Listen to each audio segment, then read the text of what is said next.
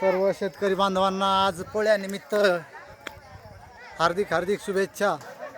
आजचा पोळा म्हणजेच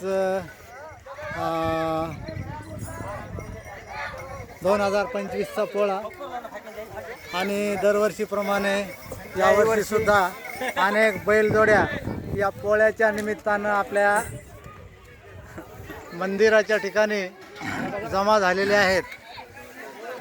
आजही आपण म्हणतो ट्रॅक्टरची शेती झाली, पण आज पोळ्याच्या निमित्तानं पाहत असताना असा अनुभव आला की आजही बरेच शेतकरी बैलांचा वापर करून शेती करतात।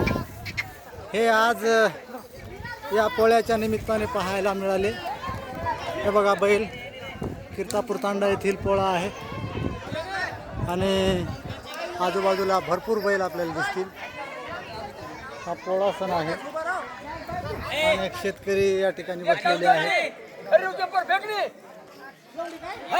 कीर्तापूर तांडा येथील शेतकरी आहे हे तांड्याचे अनिल चव्हाण। हा पोळ्याचा उत्सव अतिशय उत्साहामध्ये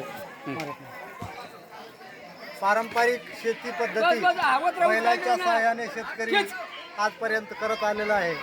पण आजच्या आधुनिक विज्ञान आणि तंत्रज्ञानाच्या जमान्यामध्ये बैलांचं महत्त्व कमी झालं असं आपण म्हणतो। पण कीर्तापूर तांडा या ठिकाणचा पोळा पाहिल्यानंतर भरपूर बैलजोड्या या ठिकाणी आपल्याला दिसतील, भरपूर शेतकरी आपल्याला दिसतील जे की अतिशय उत्साहामध्ये पोळ्याचा सण आज रोजी साजरा करत आहेत। आज असं वाटलं नव्हतं की सर्व शेतकरी आपण पाहतो कोणी पेरण्यासुद्धा ट्रॅक्टरनं करतात, सगळे यंत्र आलेले आहेत, पण तरीसुद्धा बैलजोड्या किती आहेत हे आपल्यासमोर आज दिसेल।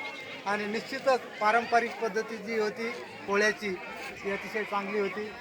जनावरांचा, बैलांचा, गाई असतील, दुसरा आहे। पुन्हा एकदा मी सर्व शेतकरी बांधवांना आज पोळ्याच्या निमित्ताने हार्दिक हार्दिक शुभेच्छा देतो। आणि कीर्तापूर तांडा या ठिकाणचा हा पोळा अतिशय उत्साहामध्ये साजरा होत आहे हे आपल्याला या ठिकाणी दिसेल। हे सर्व शेतकरी आपल्या समोर बसलेले दिसतील। धन्यवाद। पुन्हा एकदा पोळ्याच्या हार्दिक शुभेच्छा।